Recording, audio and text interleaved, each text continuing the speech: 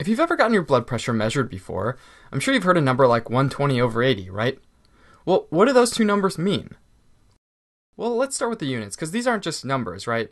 Usually it comes along with units like mmHg, which mean millimeters of mercury, where the Hg is what's used to abbreviate mercury. I know, why Hg, right? Well, it's named after this Latin word for liquid silver, so it's essentially Latin. And so millimeters of mercury is the standard unit used to present somebody's blood pressure. Okay, so this first number, this top number, is known as your systolic blood pressure. Remember that systole is the phase of the heart cycle where the heart contracts and pumps out blood, or simply during a heartbeat. So you've got your two ventricles, your left and your right ventricles, and when those squeeze and get smaller, they actually eject blood out to your circulatory system, right? And when this happens, when the blood's forced through the blood vessels, pressure is going to be generated in those blood vessels. And this is what we call your systolic blood pressure. The lower number, in this case 80 millimeters of mercury, is called the diastolic pressure. Now we can figure out what that is by its name. It's the pressure in the blood vessels during diastole. And again, remember that diastole is when the heart's relaxing. So this is the pressure in the blood vessels between beats when the heart's relaxing. So it's like contraction, systolic pressure, and then relaxation, diastolic pressure. Pretty easy. So I'm going to draw out these two gauges. One's for systolic pressure and the other's for diastolic pressure. So let's say that my blood pressure was measured at 115 over 75 millimeters of mercury. So I'm right about here on our gauge. Really, anything sort of below 120 in the systolic range, we're just going to draw as like this green zone. So you're sort of safe from hypertension in this zone. Now, that's not to say that like a pressure of 15 millimeters of mercury is a good thing. What I mean is that you wouldn't have hypertension or you wouldn't have high blood pressure. So usually around 120 is considered an average systolic blood pressure.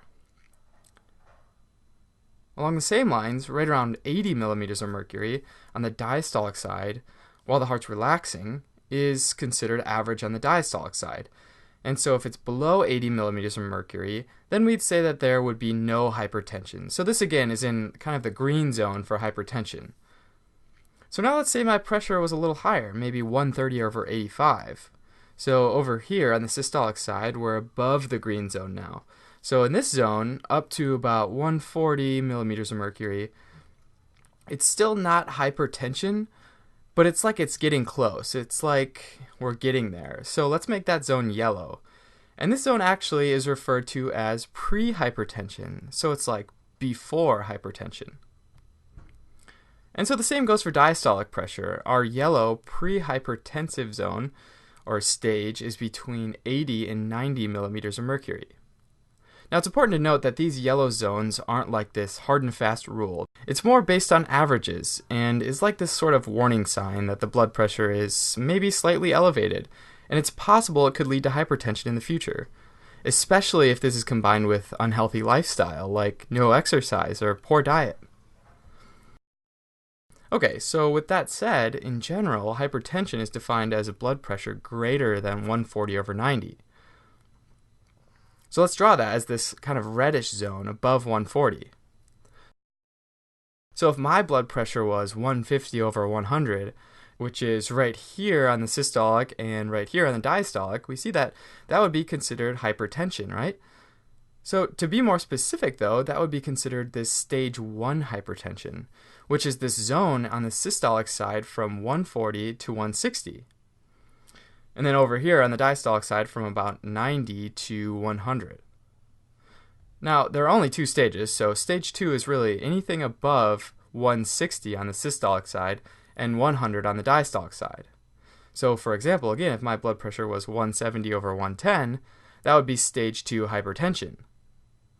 Now let's say my blood pressure is measured at 150 over 85.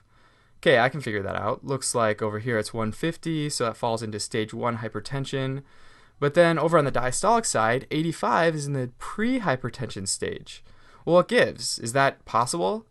Yeah, absolutely. We even have a special name for this, and it's called isolated systolic hypertension. That sort of makes sense though, right? Because the hypertension is isolated to the systolic blood pressure. Usually, this is described as systolic blood pressure in the stage 1 or above zones, so above 140, and then a diastolic pressure below the hypertension zone. And this sort of isolated systolic hypertension is more common in the elderly and is actually associated with an increased risk of cardiovascular complications.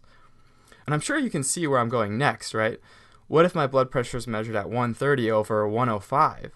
So I'm in the pre-hypertension range for systolic and stage 2 hypertension for diastolic. As you probably guessed, this is known as isolated diastolic hypertension. So the hypertension is limited to the diastolic pressure only. This one's actually more common in younger patients that tend to be obese or overweight.